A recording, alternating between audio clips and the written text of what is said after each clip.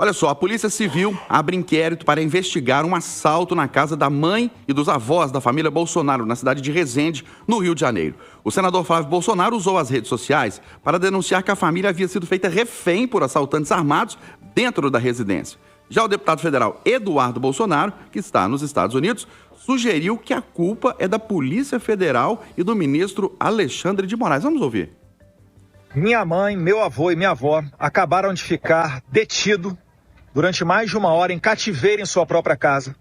Quando os criminosos entraram, falaram: a gente sabe quem são vocês e a gente já sabe que o Jair Bolsonaro está repassando dinheiro para vocês e a gente quer esse dinheiro.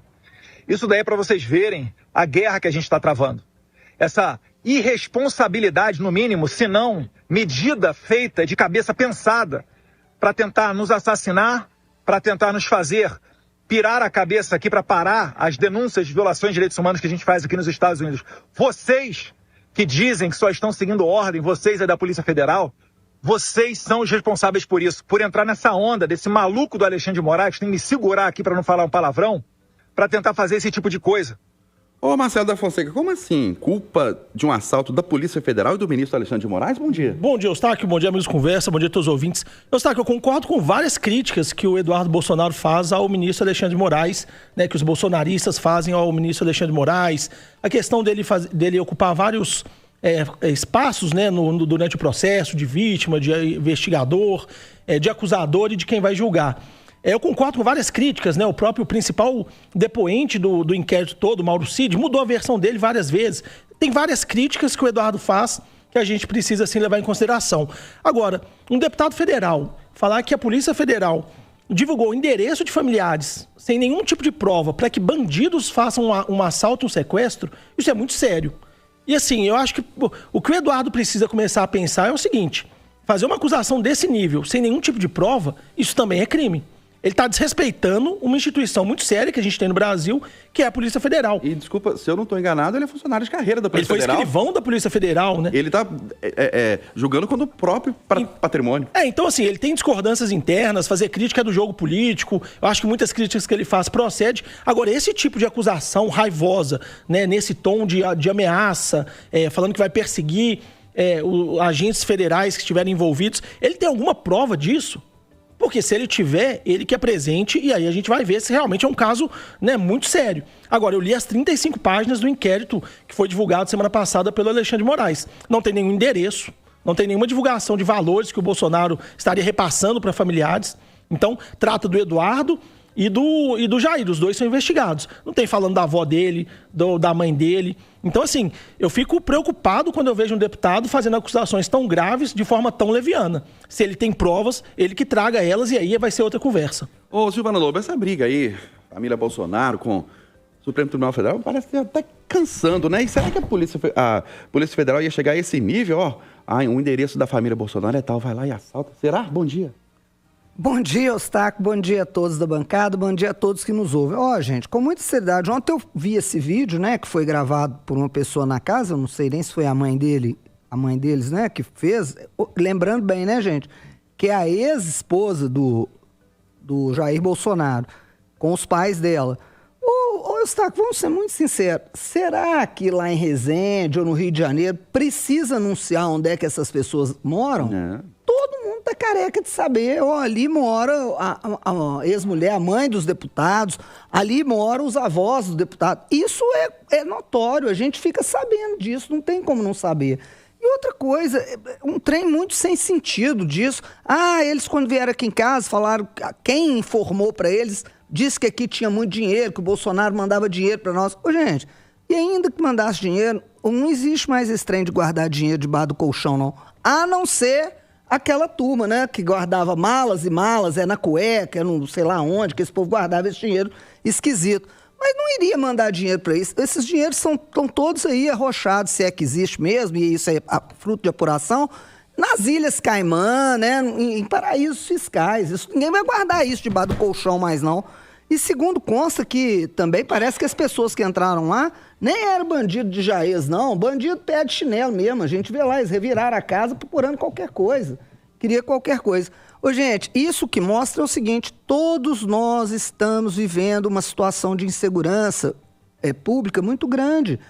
Todos nós estamos sujeitos a esse tipo de violência. Infelizmente, eu vi, um colega me mandou um vídeo aí, um cidadão aqui nosso, de Belo Horizonte, chegando em casa do trabalho às 2 horas da manhã, ele tem um bar, fechou o restaurante, foi para casa. Quando ele chegou em casa, ele tomou um mundo de garrafada, né? O cara quebra o bico da garrafa e passou. Ele tá cheio de ponto, quase morreu por causa disso.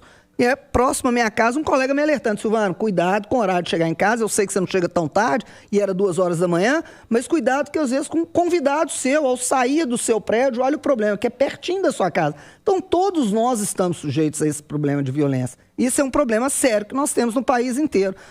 Gente, eu tô achando que aí é demais, né, falar isso, e eu acho um absurdo, e tô com o Marcelo. O Alexandre de Moraes tem todos os defeitos, está tudo errado, o processo está todo errado, ele é suspeito, não poderia estar julgando isso. Mas aqui, vocês estão se achando também, ele vai perder tempo com vocês para isso, não? Eduardo Costa, foi mais um dos inúmeros casos de violência no Rio de Janeiro ou tem conotação política? Bom dia. Bom dia para você e para todo mundo, boa semana. Não tem nada que acrescentar. Os colegas preciso revelar que eu estou cansado desse deputado e dessa família. Eu também, Eduardo. Nossa, é muita raiva, né, Edu? É muita raiva o tempo inteiro. Cansei. Eu estou cansado dessa briga, eu estou cansado. Eu não aguento ouvir falar mais em Lula e Bolsonaro. Mas a família Bolsonaro toda, eu não aguento mais. Embrulha meu estômago. A gente tem que lamentar, né, um assalto dos familiares. Acho que, né, ao contrário de tem petista aí comemorando, né, achando que isso é muito legal, não, é uma família sendo alvo de criminosos, a gente tem que criticar. Mas também transformar isso em arma política, também tô cansado também disso. A gritaria, Alves, Silas Malafaia, Eduardo Bolsonaro, Flávio Bolsonaro. Nossa, no Malafaia. Nossa, eu não aguento mais não. Agora, o Brasil foca no errado, né? Uma boa discussão seria se é verdade que a Polícia Federal detectou que o ex-presidente recebeu 30 milhões de reais. De fato, isso é de interesse público. É um ex-presidente da República, é pessoa pública. Não é que divulgou para ladrão ir lá, mas é de interesse público. E se quisessem contribuir, o Eduardo, por exemplo, devia gravar um vídeo dizendo da origem. Olha, foi doar tanto no Pix, tanto por fulano, tanto, para ver que o pai dele é querido.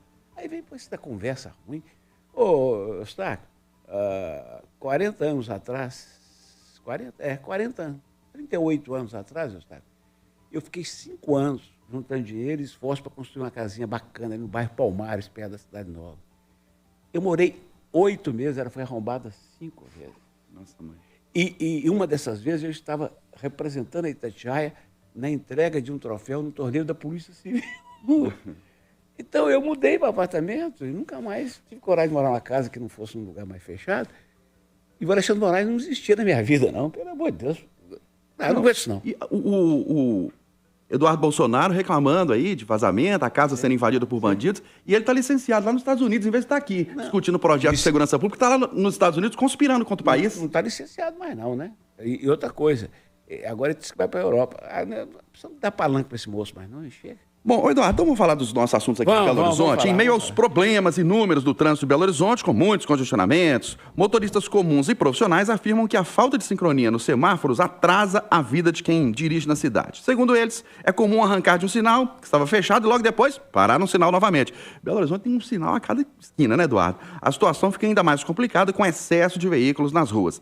A BH Trans afirma que o sistema tem sincronismo sim, mas não consegue atender todos os fluxos. A prioridade é sempre para o transporte coletivo. Ainda segundo a empresa, Eduardo, 85% do sistema é interligado com o centro de controle.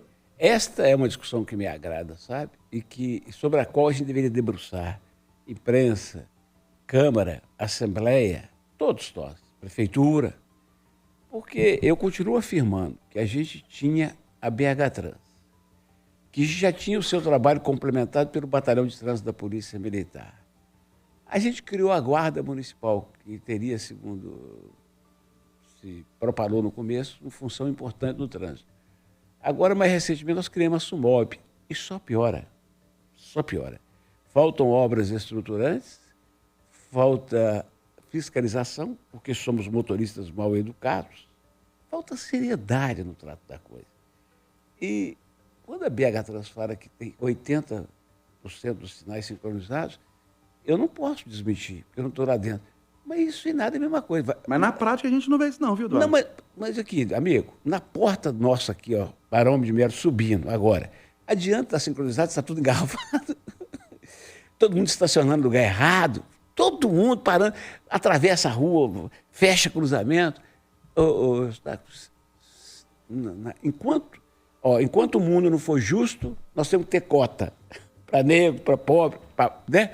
E enquanto a cidade não for séria, nós não formos educados, tem que ter caneta do guarda, e não tem.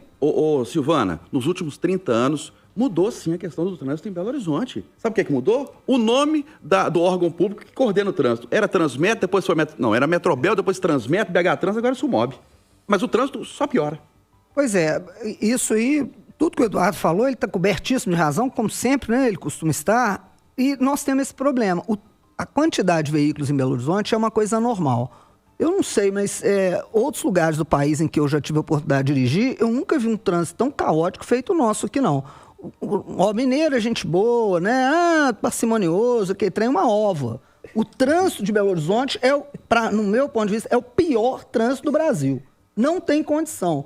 As pessoas, o sujeito, assim, se você der seta, que você vai entrar, o cara de trás acelera e prega no cara da frente. Os motociclistas, uma coisa horrorosa. Eles passam pelo passeio, eles passam na sua direita, xinga, mete o pé no seu carro. Eles não entendem que aquela faixa pontilhada que tem no meio de duas pistas não é uma pista para motocicleta. Aquilo é apenas uma faixa dividindo duas faixas. Então, o trânsito é caótico. Ninguém respeita nada, fecha cruzamento. E aí eu sou obrigada a concordar. Não, e faixa dupla na porta de escola? O Colégio Santo Agostinho, a rua Bernardo Mané, eu não consigo entrar nela para sair. Por quê? Lá não tem faixa dupla, não, é faixa quádrupla. Aqueles pais estão ensinando aos filhos como se comportar no trânsito desse jeito. E pode tudo. E aí, se você reclamar, e lá ainda tem um hospital para pessoas com oncológico, é um caos ali, um caos em volta de escola. Quer dizer, todo mundo assim, não, é só rapidinho, eu vou pegar o menino ali, o rapidinho dele dura 15 minutos. Não tem rapidinho de 15 minutos. Então, Belo Horizonte é uma coisa terrível. E aí eu concordo. Isso é impressionante, eu observo mesmo. Você sai de um sinal vermelho, você olha para frente, o da frente tá amarelo. Ou você vai acelerar para passar igual um louco, ou você vai cair nele de novo. Eu não sei, a solução realmente não sei. Marcelo, o Eduardo citou o exemplo aqui da Barão de Melo e dá a impressão que não se faz estudo, observação do que acontece no trânsito. A Barão é uma avenida importante, mas é muito estreita, só tem duas faixas, mas tem ponto de ônibus, estacionamento permitido, tem cegonheira gigantesca escorregando o carro aqui perto. O trânsito não cabe, não cabe. A Silvana tá falando, né, o mineiro é muito gente boa, muito tranquilo, mas parece que se transforma, né, quando entra dentro do carro. Atrás do volante, realmente, é cada um por si, ninguém dá espaço pra ninguém respeita ninguém, todo mundo quer levar vantagem, né? Tem aquela turma que às vezes tem uma entrada lá na frente, passa pelo lado, lá na frente joga o carro na frente. Mas eu acho que o principal tema que a gente tem que questionar essa questão dos sinais inteligentes é que não adianta discutir sinais inteligentes se toda semana tem sinais que nem funcionam. Né, a gente estava discutindo no início do ano, o William Travasso falava do amarelo piscante, né? Que aqui em Minas Gerais a gente chama de sinal em flash. Toda semana tem algum lugar com o sinal em flash. Quer dizer, antes de discutir sinais inteligentes, BH Trans, BH Trans não tinha acabado, gente. O que a gente ainda tá falando, né? A gente ainda vê carro da BH Trans, a agenda BH Trans, tem 3 anos que ela tinha acabado. Agora, antes de discutir sinais inteligentes, a gente tem que discutir sinais que funcionam. Né, que não ficam piscando toda vez e tornam o trânsito caos.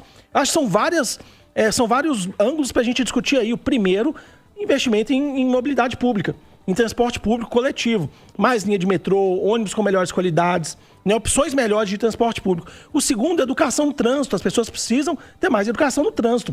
Em terceiro lugar, a fiscalização. Porque sem fiscalização, está comprovado que ninguém respeita nada. A cidade está entregue, Marcelo. A gente não vê... A gente que anda nos horários de pico aqui, a gente não vê fiscal da BH Trans, ou Sumob, ou Guarda Municipal, ou Batalhão de Trânsito. Nos cruzamentos, não tem. A gente rasga essa cidade, não tem um fiscal sequer. Eustáquio, não tem sinal vermelho para motociclista mais. Não sei se vocês reparam isso em BH. O sinal vermelho, tem motociclista que simplesmente passa, ignora e vai embora. Então é difícil a gente achar que vai melhorar. Eu preciso falar mais 2 coisinhas. Uma, sobre fiscalização. Eustáquio, eu não sou agente de segurança. Eu não sou especialista em segurança, mas eu não sou estudioso da segurança pública. Mas eu pergunto, Eustáquio, às pessoas de bom senso que estão escutando a Itatiaia, gente, O tempo todo você vê carro passar para lá e para cá. É da polícia, é da guarda, não sei o quê. Vamos diminuir o volume de carros. Eles vão me odiar, né? Vamos diminuir o volume de carros das nossas forças de segurança, até porque gasolina o governo está dando conta de pagar. Gente, distribui guardas municipais, policiais militares, civis, se for o caso, distribui para fazer o duplo serviço. Fica no cruzamento, ajuda a controlar o trânsito e está policiando. Eu sei que não dá para fazer isso na cidade toda, mas um dia você foca na região centro-sul, outro na nordeste, tudo, para poder você ter o mínimo de controle. O mesmo policial, Eustáquio, que faz o policiamento de trânsito, ele pode fazer o policiamento ostensivo. Por que não? Gente, por que isso não entra na cabeça? Então você vê um carro da guarda parado no posto de saúde, um carro da PM parado na esquina e tudo, e a cidade vazia, sem gente para policiar. E por fim, eu preciso falar sobre motociclista. Eu contei para o meu querido amigo Evandro Guimarães, um grande cardiologista, e amigo da Silvana também, né, Silvana? É. Eu contei para ele o seguinte, que os motociclistas exercem um papel poderoso na minha vida, sabia? Ah, é mesmo? É. Por quê? Porque eles provam que o meu coração tá bom. Porque é o seguinte, eu ensino para as minhas filhas, eu peço a elas permanentemente, e elas me atendem, me ouvem, para andar sempre com o vidro fechado. Não é de ladrão, e principalmente se alguém xingar, ou é xingar alguém, não quero que minhas filhas corram risco de vida. Mas eu sou claustrofóbico, eu não consigo ficar com o vidro fechado, então eu abro. Aí, rapaz, quando eu estou escutando o Assir Antão, no domingo, a hora do coroa, ou quando eu estou pensando numa conta que eu tenho que pagar, eu estou no melhor dos mundos ali, prestando atenção no trânsito e a cabeça... O cara chega na janela e o cara... Rapaz, mas à toa. Tá aberto para ele buzina assim mesmo no meu ouvido. Aqui não mata a gente do coração, porque o coração tá bom. Tá? É isso mesmo. Acontece com você não? Acontece? Não, isso que a Silvana tá falando, né? Tem duas faixas de trânsito e o motociclista, vários, né? Vem no meio. E eles vêm buzinando. Vem. Falando o seguinte, não vai pra direita ou vai pra esquerda, não, que eu tô passando. E quando você tem um buraquinho assim, um acidente de via na direita, que você não pode evitar, porque você pega um de lá e pega um de cá. Isso mesmo. Eu critiquei os motociclistas que não respeitam o sinal vermelho, mas agora deixa eu fazer a defesa deles também. Eles têm que buzinar, porque o pessoal não dá seta. Então, o que acontece muito aí? O motociclista tá vindo no meio. Ninguém dá seta, de repente o cara é jogado no meio da rua também, porque o motorista não dá seta. Mas não é lugar que eu vou virar, eu tô indo reto na minha faixa. Edu, mas é outro problema aqui, ó. Nossos motoristas de Belo Horizonte, vamos admitir os problemas. Ninguém dá seta mais. Isso é verdade. E aí o motociclista fica... Uma coisa é o carro esbarrar no outro, né? Outra coisa é o motociclista tomar um encostão e ir pro chão. Ô, Eustáquio, você me permite ancorar? Lógico. Ô, Silvana, defina a situação em poucas palavras.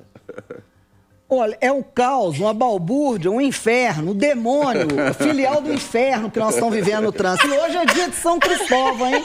Ah, é? Hoje é dia de São Cristóvão. É e o trânsito tá uma coisa de louco hoje. Não, mas 25, não é 25 de julho, não, senhor? Não é de agosto, não? Imagina quarta-feira, hein, gente? Jogo Atlético Cruzeiro, 7h30 da noite. Trânsito, todo mundo saindo de carro pra conseguir ir no jogo, ou ver o jogo em casa. É o caos total mesmo, viu, Silvano? Encerrar com a Silvana aqui. Silvana, o governo federal autorizou a compra direta de produtos afetados pelo tarifaço dos Estados Unidos. Os alimentos incluídos nessa lista poderão ser destinados para reforçar a merenda escolar na rede pública. E esses alimentos que estão com dificuldade de exportação por causa do tarifaço vão ficar aqui no Brasil. Ué, Eustáquio, se o governo federal autorizou, deve ter algum motivo para que isso seja feito. Mas eu espero que isso não prejudique os nossos que estão aqui. Porque a gente viu aí os fruticultores alguns nem vão fazer a colheita de manga, né, lá naquela região do Rio São Francisco. Então eu espero que esses alimentos não sejam alimentos que vão dispensar os nossos. Não, mas é o contrário, senhor. São os alimentos que não serão exportados que o governo vai comprar. Isso... É uma benção. Parabéns para o governo Lula nessa, né? Primeira medida realmente mais efetiva contra o tarifaço. Ajuda a merenda escolar, ajuda o produtor rural. Tenta resolver um problema. Decisão acertadíssima do governo Lula. Quem não tem cachorro, caça com gato. E, enquanto isso, o Alckmin que vai para o México, que vai para a Europa, que resolva, porque para arranjar novos parceiros. Eduardo Costa, Marcelo da Fonseca e Silvana Lobo participaram da conversa de redação.